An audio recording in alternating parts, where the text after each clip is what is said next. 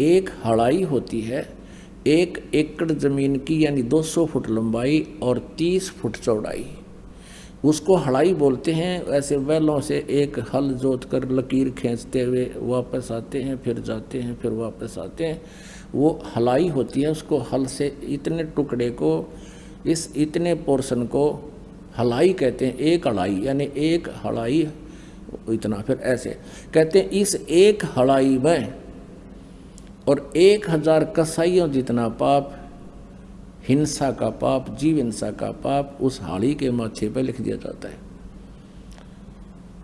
और फिर उससे जो पुण्य होता है उसमें उत्पन्न हुई, जैसे फसल कणक उत्पन्न होगी, गेहूँ उत्पन्न हो गया, वो जड़ गया, बाजरा उत्पन्न हुआ तो उसने पशु पक्षी खा रहे हैं, कुछ समझ झड़ गया थोड़ा बहुत, और चींटियों का मुंह पड़ गया, कीड़े मकोड़े ने खा लिया, तो वो उसको पुण्य हो गया और वो पाप हो गया। और दोनों ही अकाउंट लिखे जाएंगे तुम्हारे इसमें। तो तुम्हारे विधान में जिन भगवानों की तुम पूजा करते हो उससे पाप अलग भोगने पड़ेंगे और पुण्य अलग।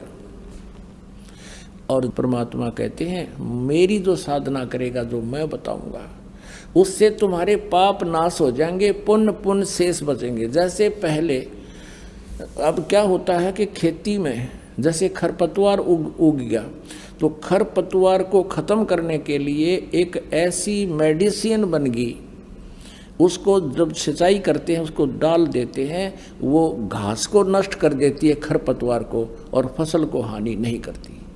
अब देखो फिर अपने आप फसल पर फूल लगी। वैसे ये औषधि तो पहले भी थी, लेकिन इसकी खोज नहीं कर पाए थे। अब परमात्मा ने ये औषधि, जब ही सतनाम हृदय धरो भयो पाप को नाश, जैसे चिंगारी अग्नि की वह पड़े पुराने घास। अधिक जानकारी के लिए डाउनलोड करें संत रामपाल जी महाराज ऐप व सब्सक्राइब करें संत रामपाल जी महाराज यूट्यूब चैनल।